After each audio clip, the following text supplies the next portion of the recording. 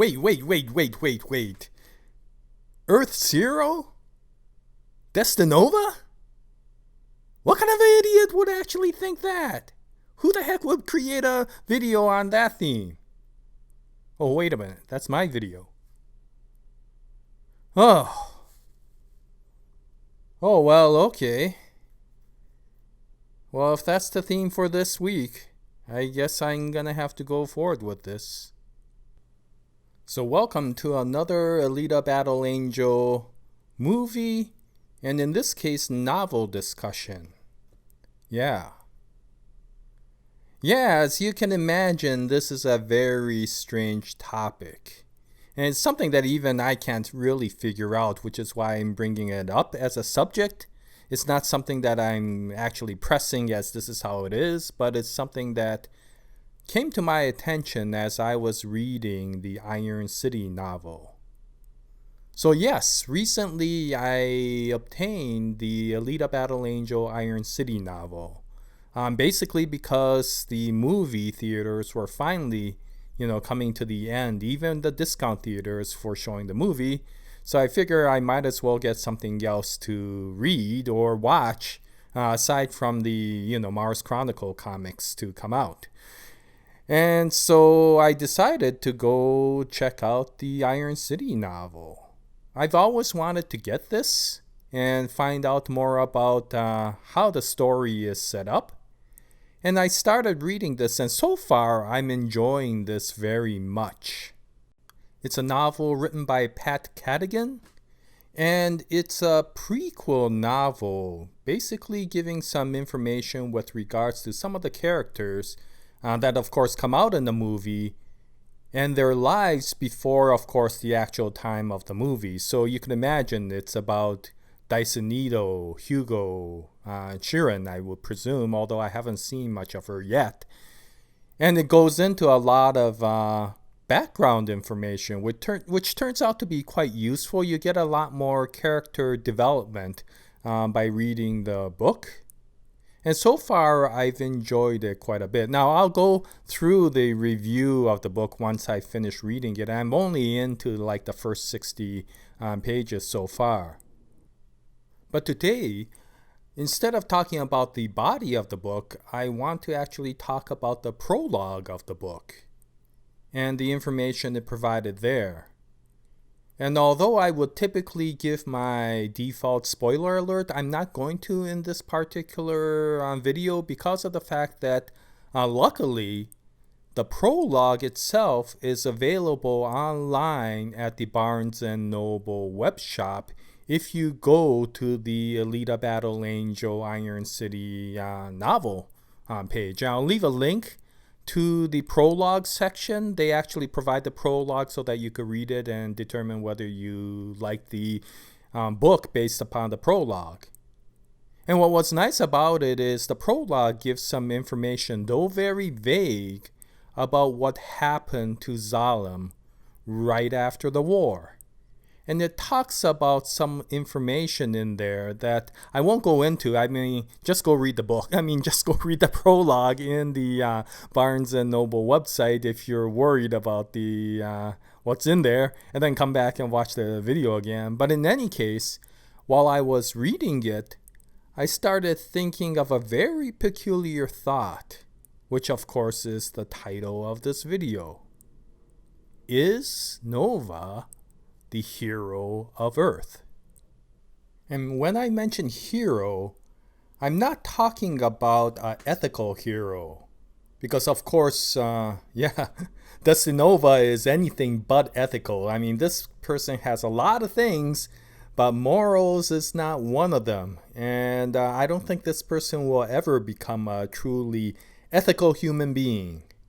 What I'm talking about is what you might call a historical hero.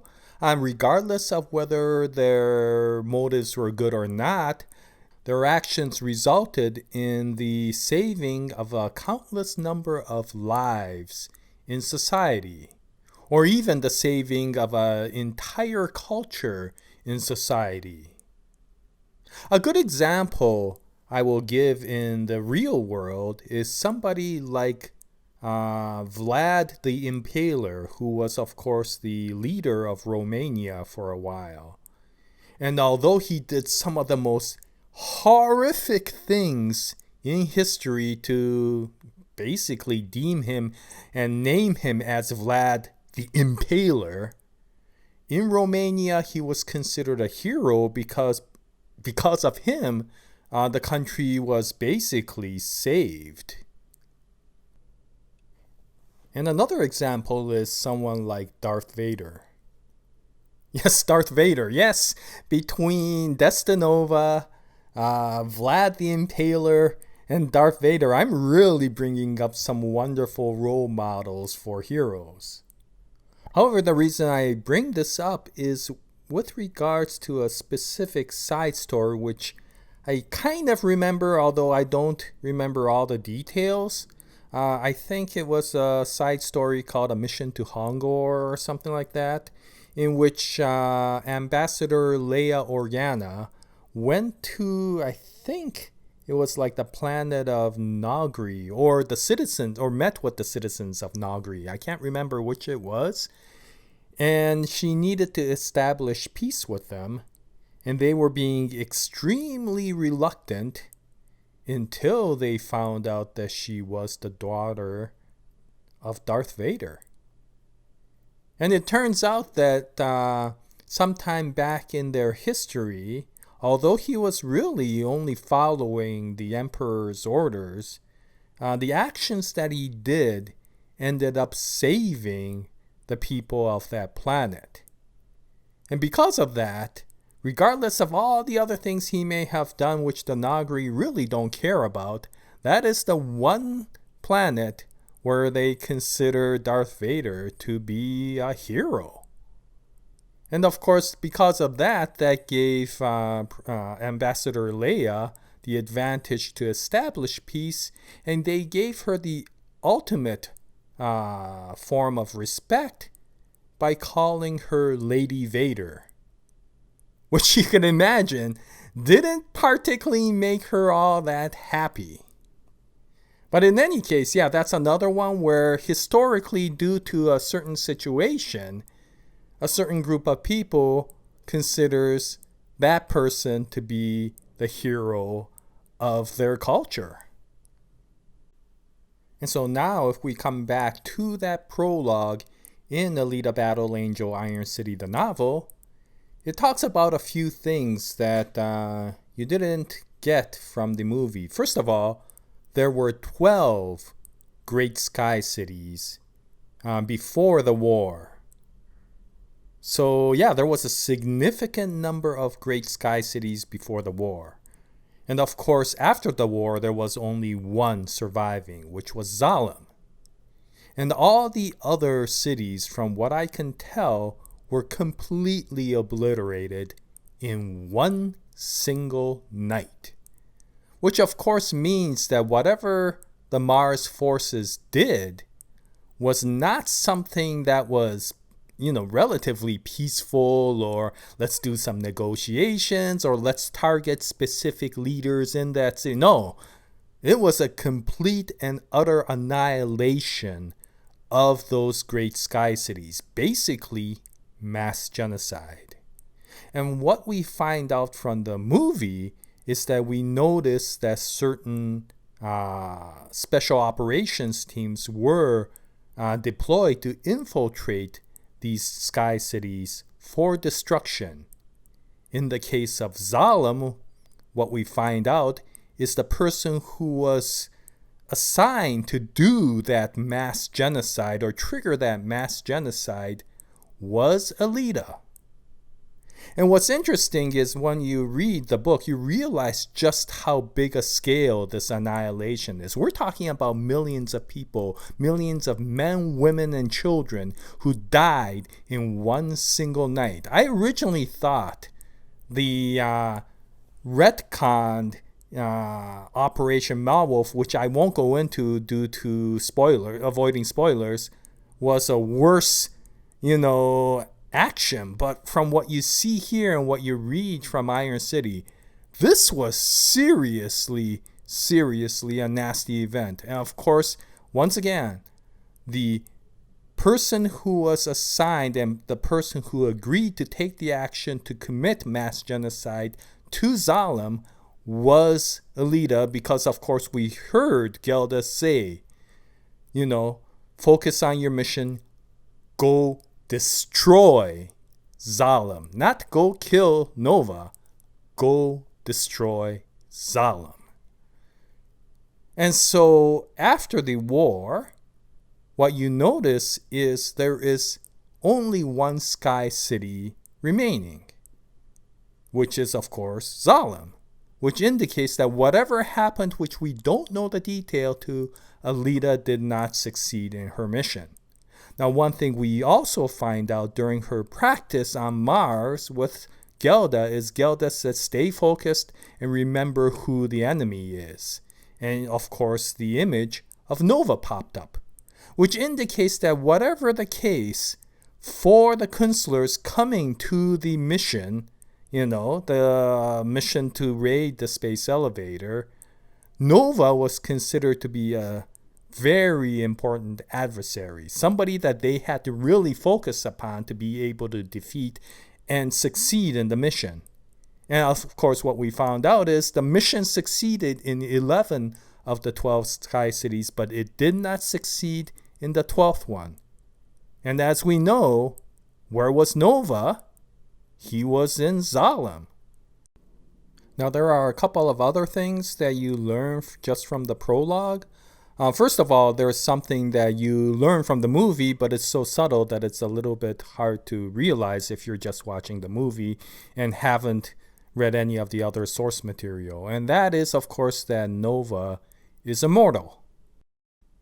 And of course, in the movie, you realize this when Nova, through Vector, tells Alita that, if you've lived for as long as he has, if you're immortal, then the only way you could live on in life is to watch other people die. Now, of course, that triggers Alita so mad that she basically stabs Vector and tells Nova, you just lost a puppet. Now, of course, in the movie, you also get hints with regards to Nova's immortality because of the fact that, in the flashback, when Gelda is telling Alita to focus on their adversary, which is Nova, that's before the war. Now, of course, 300 years after the war in the current event, you see that Nova is the one that's talking to Alita and giving her a terrible, terrible time. And so, there are hints of Nova's immortality in the movie. Now, of course, this also comes up in greater detail in the novel. And one of the other things that ties into this is the fact that after the war, although Zalem survived, it was in an immense state of chaos. And basically, they talk about the one leader who somehow saved mankind by bringing order to all that chaos. Now, of course, they mention it not with name, but as the Watcher. And one possibility of that, of course, this implies that it is Nova, although you're not really quite sure about that. And I may leave that to a separate video where I want to make a spoiler version of exactly the same discussion, because there's a lot of things I would like to talk about with regards to this. But in any case, it talks about a leader that required a very iron will and a very strong hand to bring order to society. And what it talks about is, of course, this person who is the Watcher, talks about the requirement of letting go of compassion and letting go of all this so that they can create the order that will somehow let the human race survive. And although it may not be the most ethically proper way of doing it, it is the only way the Watcher knows how to keep Earth's humanity or human race from destroying itself after the war due to the chaos. And I found that very, very interesting. And it reminded me of something in the source material. And of course, I said I won't bring out spoilers, so I don't want to talk in any detail about this, but I will name drop one name, to which, of course, if you haven't read the comic, then you won't even know what this name is. But for the comic readers, I would like to ask, does that remind you of Arthur Farrell? Because when I heard this, it really felt like maybe in the movie they're bringing that persona in with Nova's. Yeah. Anyway, I don't know yet because that's only in the prologue. And I got a feeling there's not going to be all that much more in the body of the text except what we already know from the movie, which is that iron will, that iron rule of making sure the leaders of Zalem and the leaders of Earth still have full control over the people of Earth in order to survive.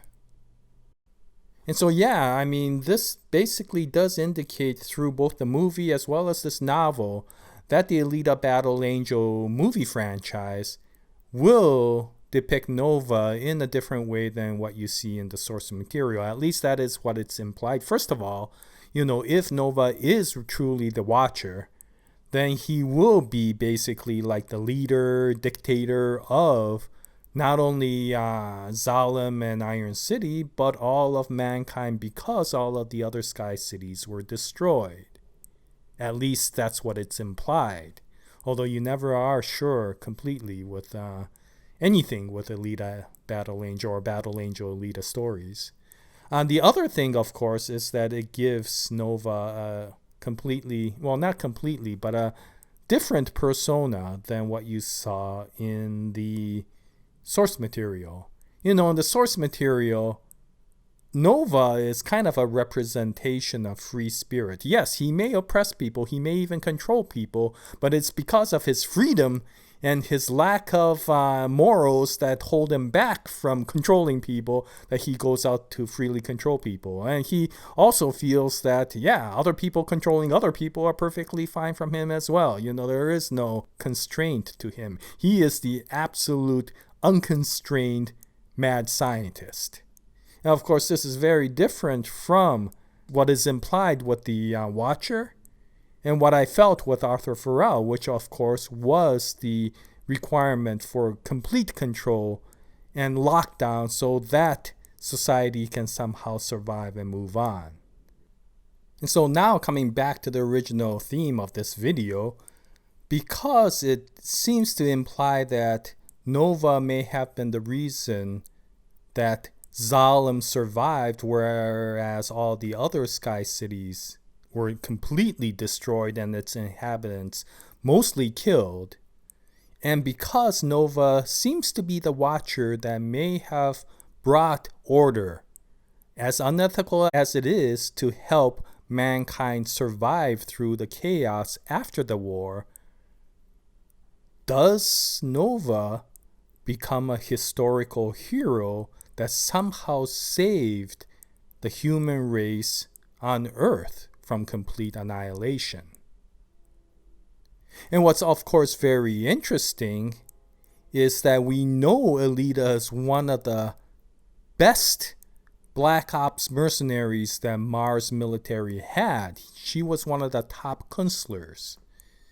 And the fact that she went to destroy Zalem, she was assigned to destroy Zalem, and she failed to do so, what does this say about Nova's capabilities?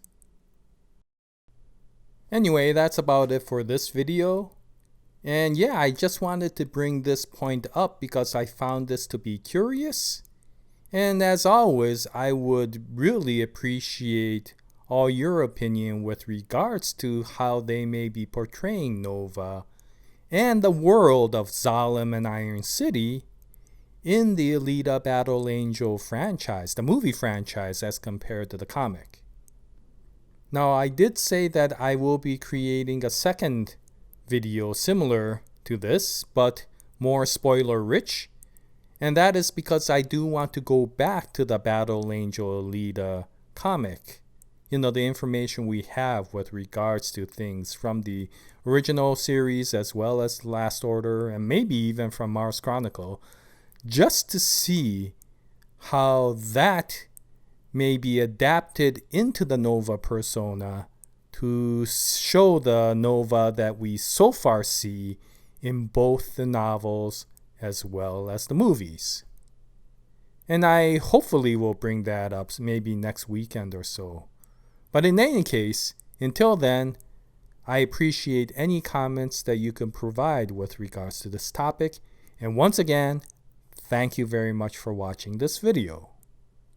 And until the next episode or until the next video, I wish you all the best in novel reading, in movie watching, in anime watching, and in comic reading. And until then, Jaya, nice day, everyone.